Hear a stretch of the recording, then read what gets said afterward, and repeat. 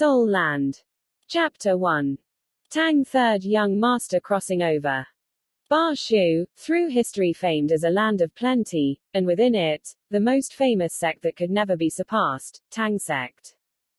Tang Sect's location was a mysterious place. Most people only knew that it was halfway up a mountain, and that the mountain where Tang Sect was located had a place with a terrifying name, Hell's Peak. A rock thrown from on top of the precipice at Hell's Peak would take a full count of 19 before the echo of it hitting the bottom could be heard, thus its height could be seen, and it was also because of these 19 seconds, even surpassing the 18 levels of Hell by one, that gave it its name. A grey-clothed youth stood at the summit of Hell's Peak, the biting cold mountain wind not able to cause his body to shiver even slightly. On the pit of his stomach a huge Tang character could be seen. He was from Tang Sect, and the grey clothes represented a disciple of the Tang Outer Sect. This year he was 29, since he had entered Tang Sect not long after being born. He was the third most senior among Outer Sect disciples, and as a result the Outer Sect disciples named him Third Young Master. Of course, in the mouths of the Inner Sect disciples it became Tang San. Tang Sect was, since its foundation, divided into the two inner and outer sects. The Outer Sect disciples were all from external families or perhaps conferred the Tang name, and the Inner Sect were all directly related to Tang Sect members, passed down through family. Right now, Tang San wore an abundance of expressions, sometimes laughing, sometimes crying, but in all cases unable to mask the excitement stemming from his heart. For 29 years, starting 29 years ago when Grandpa Elder Tang Lan had brought him to Tang Sect as an infant, Tang Sect had been his family, and Tang Sect's hidden weapons had been everything to him. Suddenly, Tang San's expression abruptly changed, but then very quickly relaxed again, somewhat bitterly saying to himself, "In the end, that which should happen will still happen." 17 silhouettes, 17 white silhouettes, leapt up from halfway up the mountain towards the mountaintop just like shooting stars. These silhouettes were masters, even the youngest was 5 decades old, each and every one with serious expressions. Their white gowns represented the Inner Sect, and the golden Tang characters on their chests were the symbols of Tang Sect elders. Including the sect head Mr. Tang Da, there were altogether 17 elders, and right now there were 17 climbing the mountain. Even a general assembly of the martial society wouldn't have been able to rouse all the Tang Sect elders at the same time. One must know that among the Tang Sect elders, the oldest had already surpassed 60 years twice over. All of these Tang Sect elders had already reached the pinnacle of cultivation, and in only a moment's work they had already reached the mountain top. When Outer Sect disciples met Inner Sect elders they had to kneel in greeting, but right now Tang San didn't move. He only calmly looked at these serious-faced elders arriving in front of him. They blocked all routes of escape, and behind him was only Hell's Peak. Laying down 3 Buddha Fury Tang lotuses, Tang San threw them a last reluctant glance, the corners of his mouth showing a gratified smile. After all, he had succeeded. With 20 years of effort, he had at last accomplished this penultimate work of the Tang Outer Sect. That kind of satisfactory accomplishment couldn't be described in words. At this very moment, Tang San thought to himself, everything was already unimportant. Violating the sect regulations was also fine, matters of life and death were fine. Apparently, everything would come to an end with these 3 blooming Tang lotuses before him. Buddha Fury Tang Lotus, this world's most potent hidden weapon, was born in his hands. In his entire life, what could make the hidden weapons enthusiast Tang San more excited than this? I know, the crime of sneaking into the Inner Sect and stealing secret sect lore cannot be forgiven, cannot be tolerated according to sect rules. But Tang San can vow to heaven, not a bit of the stolen knowledge of the secret books will reach the outside world. I say this, not in the hopes of obtaining the elders' mercy, but only to let the elders know that Tang San has never forgotten his roots. Never has in the past, and also henceforth never will. Tang San's mood was very calm at this moment. Perhaps, this was the calmest moment in his life. Looking at that expansive ancient Tang sect compound halfway up the mountain, feeling the atmosphere of the Tang sect, Tang San's eyes moistened. For as long as he could remember, it could even be said he was born for the sake of the Tang sect, but right now, he also had to leave the Tang sect for the sake of his lifelong pursuit. The elders were all speechless. Right now they still couldn't clear their heads from the appearance of the Buddha Fury Tang lotus. 200 years, after a full 200 years the Buddha Fury Tang lotus had unexpectedly appeared in the hands of an outer sect disciple. What did this signify? In this land, this exceptional hidden weapon that not even Tang sect's own people could resist absolutely represented the approach of another peak of the Tang sect. Looking at the elders bowing their heads without speaking, Tang San smiled brightly. Everything of Tang San's was given by Tang sect, whether its life or abilities, all were bestowed by Tang sect. No matter when, Tang San in life is a person of the Tang sect, in death a ghost of the Tang sect. I know that the elders will not permit the corpse of an outer sect disciple that violated the sect rules to remain at Tang sect, therefore, let me turn to bone naturally in this Ba Shu. Tang San was so serene that even his somewhat excited voice finally roused the elders. When the elders raised their heads to look at him, they saw milky white streams of chi spread out from him in a flash. Mysterious Heaven Treasure Record. You even learned the sect's highest inner strength technique in the Mysterious Heaven Treasure Record. Tang Da cried out involuntarily. With an explosion, as the group of elders retreated to avoid anything unexpected, they looked at Tang San who was entirely naked. Tang San smiled brilliantly. I arrived in the nude, and I shall depart in the nude. Buddha Fury Tang Lotus is Tang San's last gift for the sect. Besides myself, I carry nothing of the Tang sect, the secret books are all under the first brick in my room. Tang San will now return everything to Tang sect. Ha ha ha ha ha ha ha. Tang San laughed wildly up towards the sky, suddenly taking a step backward. At this very moment, the Tang sect elders suddenly discovered, unexpectedly nobody still had time to block him. His body, enveloped in white light, threw itself forward off Hell's Peak, soaring out into empty air, stepping into the clouds and mist around the mountain. Stop. Tang Da finally reacted, but right now it was already too late to say anything. The clouds and mist were very dense, bringing waves of humidity, taking away the sunshine, and also taking away that Tang San whose entire life was dedicated to Tang sect and hidden weapons. Time seemed to stand still. Tang Da's hands trembled as he held up those 3 Tang lotuses, his eyes moist. Tang San, Tang San, why did you suffer? The astonishment you brought us was really too much, too much. Eldest brother. A second elder stepped forward. Why should you mourn a renegade like this? Tang Da's gaze became cold in a flash, cold air covering his body, glaring at the second elder. Who do you say is a renegade? Have you ever seen a renegade who could obtain the sect's rarest books and afterwards didn't flee? Have you seen a renegade who would die for his ideals? Have you seen someone harboring a hidden weapon powerful enough to destroy any Tang sect expert instead present it to the sect as his last act? Tang San was no renegade, he was our most outstanding genius in 200 years. The second elder stared stupidly. But, he stole lore from the sect. Tang Da suddenly interrupted. If you were also able to produce the Buddha Fury Tang Lotus, I wouldn't care no matter what you stole. You were wrong, I was wrong. In this past moment, we actually looked on helplessly as the chance for Tang sect's glory to rise again slipped away before our eyes. The elders gathered round, their expressions all complex, some perplexed, some sad, some sighing, still more were regretful.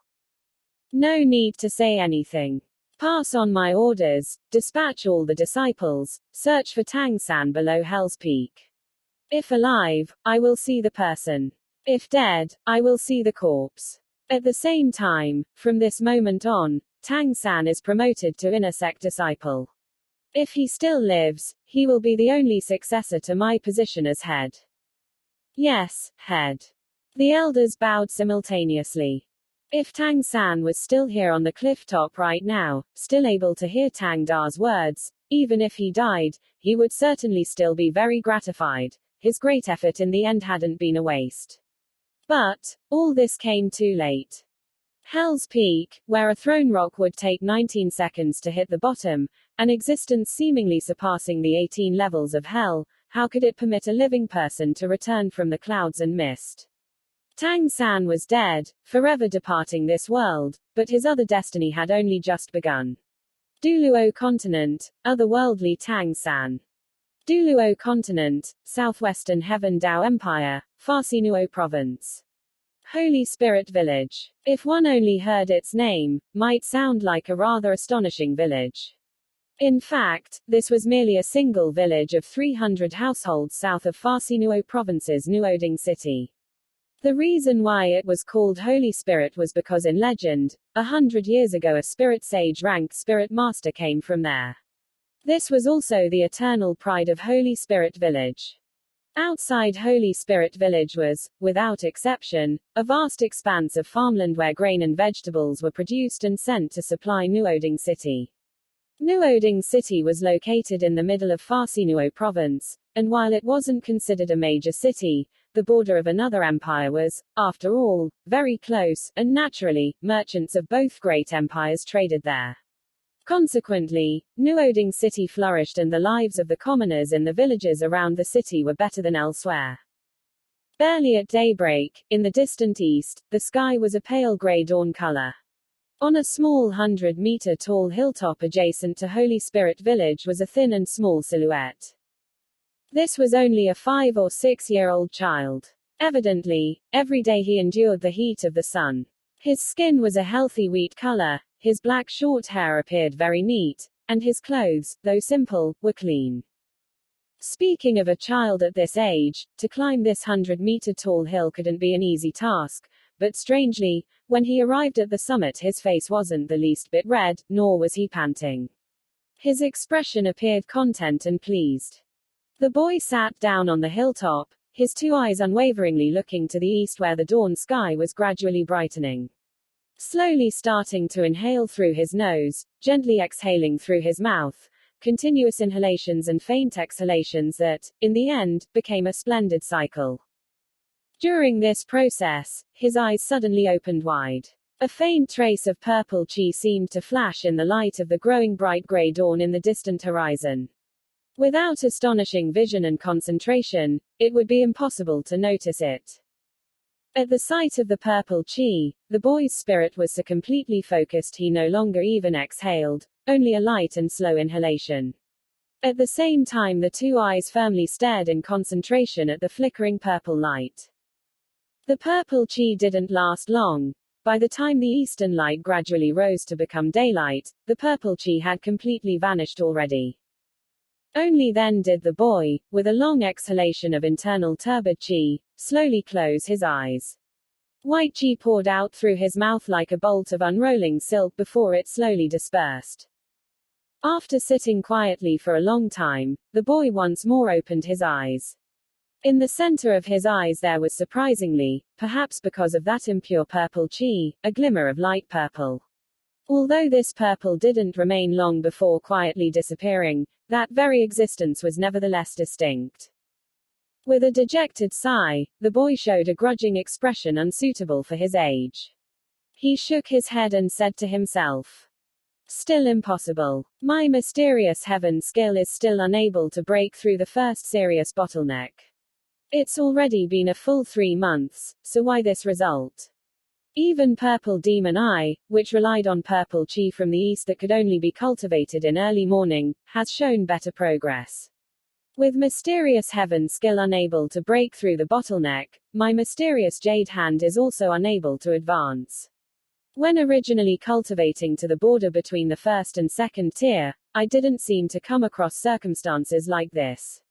How come, when mysterious heaven skill altogether has 9 tiers, it's this first tier that is this troublesome? Is it because this world is different from my original world? This child, who had arrived in this world 5 years ago, was exactly that Tang sect's Tang San who leapt from a cliff for his ideals. When he regained consciousness, he discovered that, in addition to a warm sensation, he was unable to move.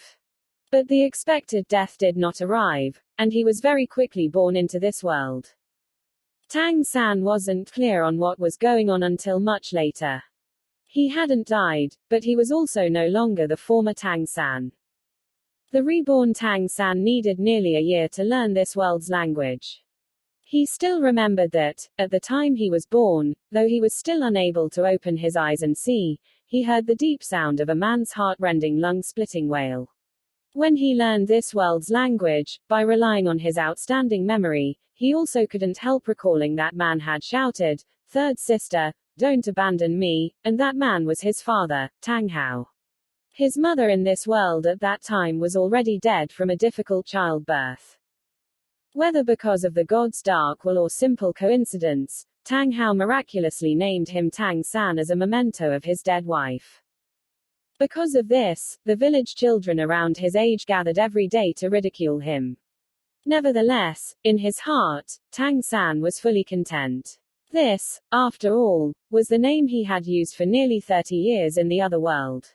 He was content with simply having a name to remind him of his past life.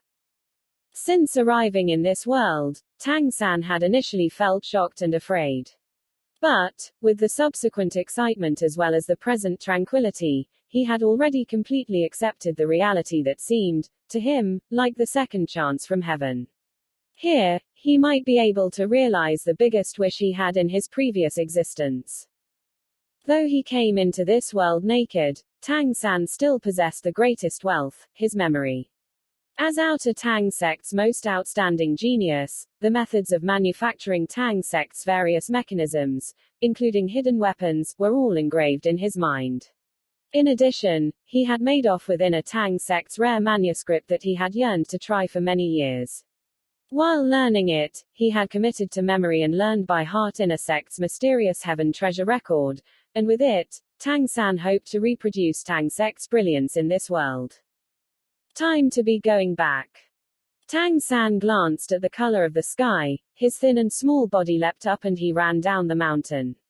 If anyone had caught sight of him at this moment, they definitely would be staring wide-eyed in astonishment. Each of his steps was shockingly capable of bringing him nearly 3 1/3 meters. The mountain's crevices and uneven ground could not be said to have any effect on him as he effortlessly dodged and rapidly advanced between openings. Even compared to adults he would still be much faster. What was the essence of Tang sect? Hidden weapons, poison and lightness skill. The greatest difference between Inner and Outer Tang sect was the usage methods of hidden weapons. Outer sect gave priority to mechanisms, and for Inner sect the standard was genuine technique. Poison use was likewise an Outer sect talent, while in the Inner sect, hidden weapons were handed down in a direct line from master to disciple and very few employed poison, since they were basically not needed. Mysterious Heaven Treasure Record only described 6 types of martial skills, separated into the Inner Strength Internal Technique Mysterious Heaven Skill, Hand Skill Practice Technique Mysterious Jade Hand, Vision Cultivation Technique Purple Demon Eye, Capturing Technique Controlling Crane Capturing Dragon, Light Body Technique Ghost Shadow Perplexing Track, as well as Hidden Weapon Use Technique, Hidden Weapon 100 Separation. The first 5 were basics. After all, without a robust foundation, how could one bring out the quintessence of Tang sect's hidden weapons? Having started training Mysterious Heaven skill at 1 year old, Tang San, who at present was already almost 6 years old, was still laying the foundation. Tang San's family lived on the west side of Holy Spirit Village, by the village chief's place. The 3-room mud brick house could be said to be the crudest in the entire village. It had a wooden plaque 1 meter in diameter over the door, painted with a simple hammer. The hammer in this world was the most widespread symbol of a blacksmith. That's right. Tang San's father Tang Hao was a blacksmith, the only blacksmith in the village. In this world, blacksmith could be said to be the humblest of professions. This is because none of this world's best weapons were, for a certain reason, forged by blacksmiths. Even so, as this village's only accomplished blacksmith, Tang San's family shouldn't have been this impoverished with such a meager little income. Entering the house, Tang San already smelled fragrant rice. That wasn't Tang Hao making him breakfast. Rather, he cooked for Tang Hao. Starting from 4 years old, before Tang San was tall enough to reach the kitchen counter, cooking was already his daily task, even if he had to stand on a stool in order to be able to reach the top of the kitchen counter. It wasn't because Tang Hao demanded it, but rather because if he didn't do it, Tang San would practically never be able to eat his fill. Arriving before the kitchen counter, he stood on the wooden stool with practiced ease, lifting the lid of the large iron cooking pot, the scent of fragrant rice wafting out. The cauldrons Congee had cooked thoroughly for a long time. Every day, before going up the hill, Tang San always made sure to put rice in the pot to cook and prepare the firewood so that when he returned, the congee would be cooked well. Picking up 2 already worn-out bowls with more than 10 notches from the counter to the side, Tang San very cautiously ladled congee into the 2 bowls and placed them on the table behind him. The congee's rice grains could practically be counted by eye, and for Tang San's growing body, this little nutrition was obviously insufficient. This was also the reason why his body was as slim as a thread. "Dad, food," Tang San called out. After a long time, the inner room door drape lifted, and a large figure appeared with somewhat staggering steps and walked out. It was a middle-aged man. His appearance seemed close to 50 years old. His stature was still extraordinarily large and stalwart, though one dared not compliment his style of dress. His worn robe covered with holes, without so much as a patch, exposed bronze-colored skin. His previously good facial features now appeared waxen in color. He had a pair of sleepy eyes and a dazed manner, messy hair that looked just like a bird's nest, a beard that had gone who knew how long without being straightened out. A dim and lifeless look was visible in his eyes. Even though the night had already passed, he still reeked of alcohol, yet Tang San didn't frown. This was Tang Hao, Tang San's father in this world. While growing up, Tang San never knew what paternal love was. The way Tang Hao treated him was always the same regardless, being firm right from the beginning. He knew to make a little food for him to eat, but nevertheless, as time passed, right after Tang San started taking the initiative to cook, Tang Hao became even more uncaring of anything. In this way their home was so impoverished that they didn't even have decent furniture. Food also was a problem, mainly due to Tang Hao using all that meager blacksmith income to trade for alcohol. While Tang San was a large child, his father was really also about 30 years old, married so early even before 30 years old, but Tang Hao nevertheless must be compared to someone much older. He rather resembled Tang San's grandfather. With regard to Tang Hao's behavior, Tang San carried no resentment. In his former lifetime, he was an orphan.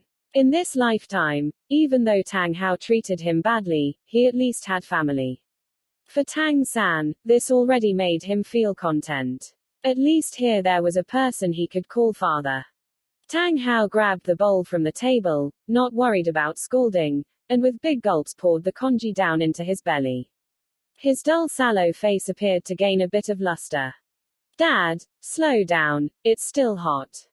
Tang San took the bowl from his father's hand and refilled it with congee. He also picked up his own bowl. In Tang sect, he was never able to leave and very rarely came into contact with outside matters. It goes without saying that just like a blank slate, ending up in this world he became like a little child again, and also had nothing which he could not accept. Very quickly, a pot of porridge with 7 or 8 bowls all entered Tang Hao's stomach. Letting out a breath, he placed the bowl on the table. The drooping eyelids opened somewhat, looking at Tang San. "You continue with the work you have, I will work in the afternoon. I'll go sleep a little while." Tang Hao's work and rest habit had a very regular pattern, sleeping all morning, making a few farm tools in the afternoon, obtaining income, and drinking in the evening. "Okay, Dad." Tang San nodded. Tang Hao stood up. Having had several bowls of congee, he was no longer swaying, and walked towards the inner room. "Dad." Tang San suddenly called out. Tang Hao stopped, turning his head to look at him, his brows clearly indicating a little impatience. Tang San pointed at a corner with shining black chunks of pig iron. These chunks of iron, can you give them to me to use? In his previous incarnation he was Tang sect's most outstanding outer sect disciple. He was most familiar with the creation of every kind of hidden weapon. Naturally, back then all kinds of material were supplied by Tang sect. But in this new world, although he practiced several years, his strength still wasn't enough by far. Moreover, he had never wanted to give up on manufacturing the most advanced hidden weapons. By now he had already tried to forge a few hidden weapons, but finding enough materials was the big issue. Tang Hao forged farm tools out of metal received from the villagers. It was all impure, very common iron. It all was very difficult to use for high-quality hidden weapons. The pieces of pig iron Tang San currently pointed at, delivered only yesterday, had made Tang San astonished. These chunks of iron ore actually definitely contained iron source, which was perfectly suitable for making hidden weapons. Tang Hao's gaze shifted to the pig iron. Huh, isn't this fine iron? Walking over to take a look, he turned his head to look at Tang San. You want to become a blacksmith? Tang San nodded slightly. Becoming blacksmith was undoubtedly the most suitable profession for him to make hidden weapons. Dad, you're growing older. For a few years, until I grow up a little, please teach me how to forge kitchen implements and let me take over your work. Previously he made were the most precise hidden weapons, and on the contrary he had never learned the simplest forging. Tang Hao, slightly absent-minded, murmured. Blacksmith doesn't seem bad, either. Pulling across a single worn-out chair, sitting down directly by that pile of pig iron, he sluggishly spoke. Little San, tell me, what kind of blacksmith is the best blacksmith? Tang San thought about it, then said. The best blacksmith should be capable of divine tools. By what the villagers said, divine tools existed in this world, even though he did not know precisely what divine tools were. But being called divine, presumably they should be pretty good. In Tang Hao's eyes flashed a glint of humor. Divine tools. Little San also knows about divine tools. Then tell me, what should be used to create divine tools? Tang San thought this was unexpected, and immediately said. The best materials, of course. Tang Hao extended his index finger, wagging it at Tang San's face. If you want to become a master blacksmith, remember my words, someone using top-class materials to make divine tools, that's not the best blacksmith, at most it is only a synthesizer. The best blacksmith will create divine tools using common materials. Using common iron to forge divine tools. Tang San, somewhat startled, looked at Tang Hao. Ordinarily, Tang Hao very rarely spoke to him. This day already counted as the most at any one time. Standing up, Tang Hao pointed to a 50 square centimeter big block of iron on the other side of the room. If you're thinking about becoming a blacksmith and learning forging from me, then you must first hammer this 10,000 times. Not until then will you be qualified. That was a block of ordinary iron, containing numerous impurities. Compared to the lump of iron source, he couldn't even tell how much worse it was. Right now, you can still change your mind. Tang Hao spoke indifferently, already preparing to go back to the inner room to sleep. Dad, I want to give it a try. Tang San's voice was clear and calm, yet resolute. Tang Hao, somewhat taken aback, looked at him. All right. With a single word, he walked past, taking up that large lump of iron in his arms, and directly placed it by the bellows on the forge. As long as the coal fire was ignited, it could be used for forging. After finishing this, Tang Hao returned to the inner room to sleep. Tang San was a person with staunch resolution. Otherwise, he couldn't have relied on a single dilapidated drawing to produce Buddha Fury Tang Lotus, the top Tang sect mechanical hidden weapon. That consumed as much as 10 years of his life. Lighting the charcoal fire, pumping the bellows, he began to work by himself. Shushu shushu. Sounds rose from the bellows, flame emitted within the coal furnace, scorching that big lump of iron. Though Tang San didn't know any forging, he had watched Tang Hao forge farm tools every day, and he knew the correct process. Just as the iron lump had gradually become red hot, he dragged across Tang Hao's usual hammer, letting it fall to the ground. This long-handled iron hammer was even taller than him, and an ordinary 5 or 6-year-old child couldn't have moved it at all, let alone wielding it for forging. But Tang San was still holding it up. With mysterious heaven skill strengthening the whole body, even though it had not yet broken through the first tier, he already possessed physical strength comparable to an adult. When the iron hammer collided with the iron lump again and again, it rung with a clear and melodious sound. This was Tang San's first hammer strike, and the prelude to forging. In the inner room, lying on the bed, Tang Hao turned over. Even though his eyes were closed, his facial expression was somewhat astonished, murmuring in his sleep. He can actually lift the hammer. Was he born with superhuman strength? Dong dong dong dong dong. Pounding sounds started to rise from the blacksmith shop. Tang Hao and Tang San, father and son, continued their prosaic life, but with a difference. Starting from this day, Tang Hao let Tang San play with another furnace in the room, pounding that lump of iron on his own forge. He didn't instruct Tang San with a single sentence, but also from this day onward, Tang Hao's drinking lessened a little, and the family's food also increased a little. Forging was an absolutely dull and tiring process, but Tang San still regarded this as the correct way to temper his body. When 11 days had passed, he had already forged numerous times. It felt like by swinging the iron hammer, he was unable to only rely on his body's physical strength, and had to use the help of mysterious heaven skill. His entire strength was enough to swing the hammer 100 times or so. Every time his strength was nearly exhausted, he sat cross-legged on the ground to recover, and once his inner strength had recovered, he immediately returned to hammering. This wasn't only tempering his body. Repeatedly depleting and recovering was also a good way of tempering his mysterious heaven skill and willpower. Unfortunately, mysterious heaven skill's first-tier bottleneck still looked like it was an impregnable barrier.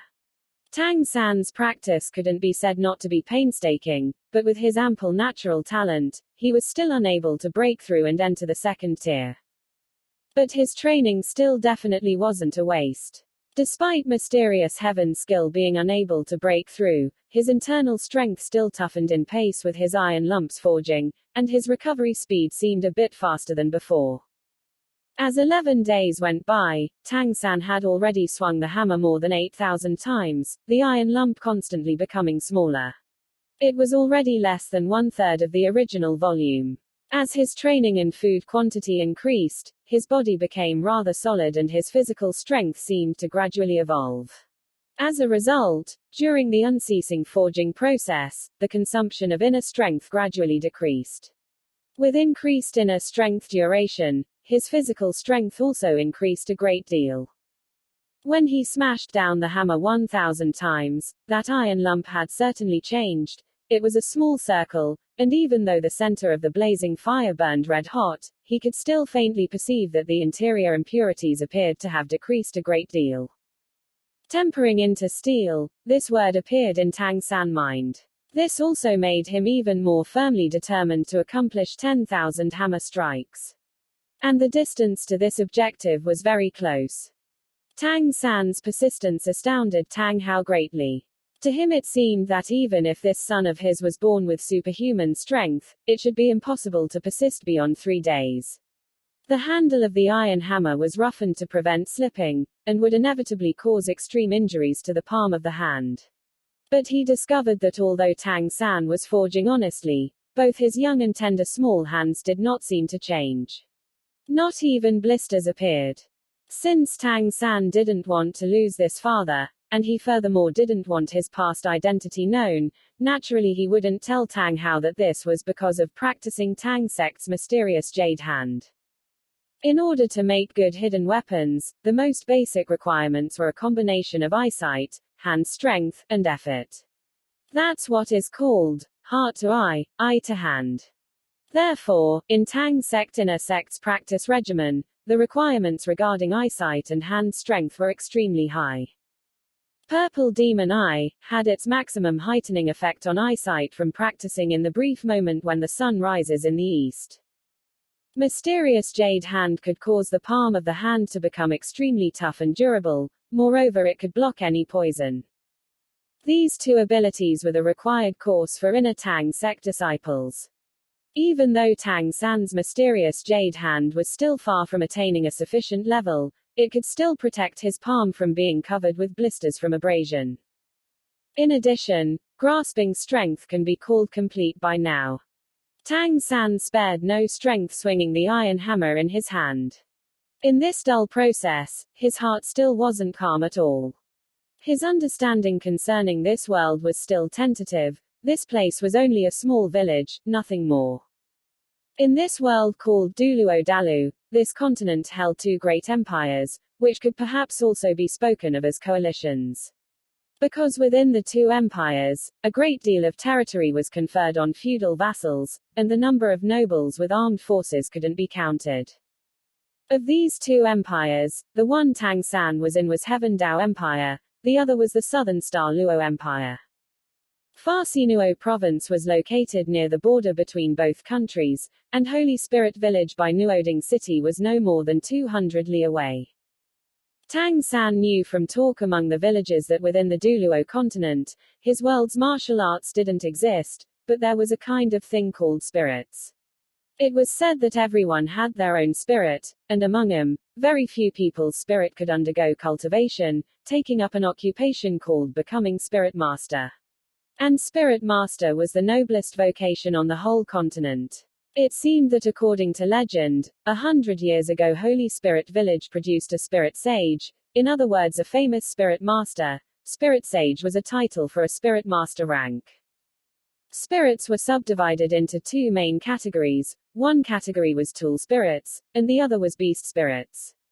As the names suggest, when a spirit was a utensil it was called a tool spirit, and with an animal as spirit it was called a beast spirit.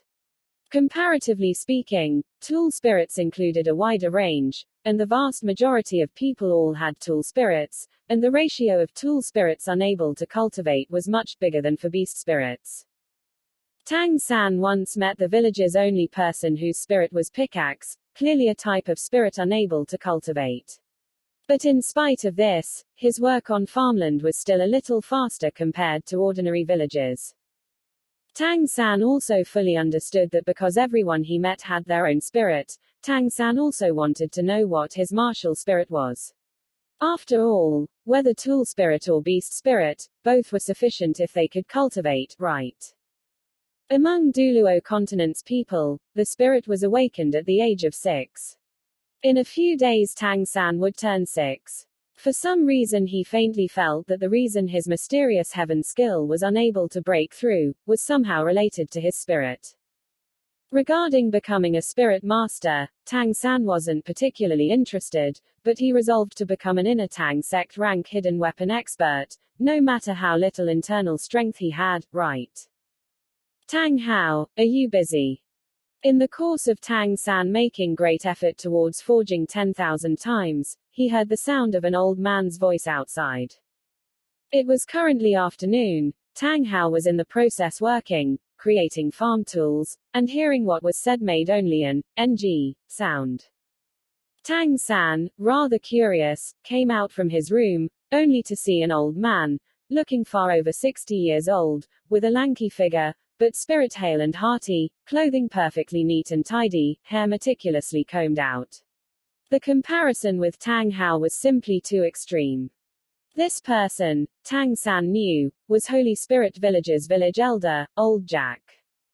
Little San, come, let Grandpa have a look at you. Old Jack turned to Tang San and waved his hand. This place's village elder was a kindly person, greatly respected by all the villagers. He had often brought over something to eat. Grandpa Jack, hello. Tang San walked over in front of Old Jack, respectfully bowed to him.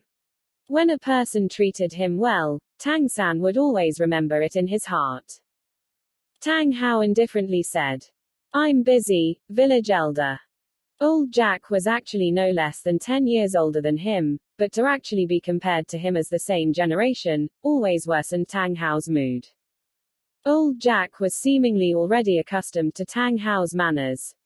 Tang Hao, little San has quickly become 6 years old. He ought to join this year's awakening ceremony.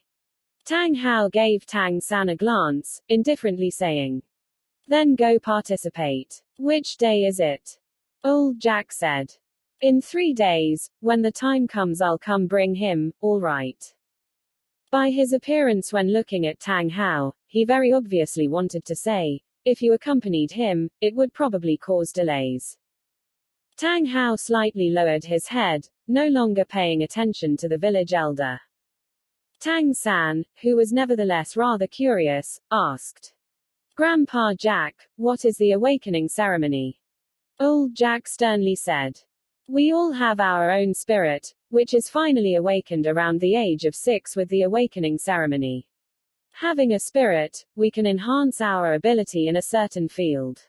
Even an ordinary spirit can still help. If by any chance you gain a remarkable spirit, we can speak about conducting cultivation, even to the extent that you could possibly become a spirit master. The awakening ceremony is held only once every year, I cannot let you miss it. It's a Lord Attendant from Nuoding City's Spirit Sub-Hall who personally comes to help our village's children awaken. However, that Lord Attendant is considered a Spirit Grandmaster ranked Spirit Master." When saying the words, Spirit Grandmaster, there was obvious admiration in Old Jack's eyes. Tang San had only heard a few vague things about Spirit Masters, so right now he naturally couldn't let the opportunity slip by. Questioning closely, he said, "What does Spirit Grandmaster mean?"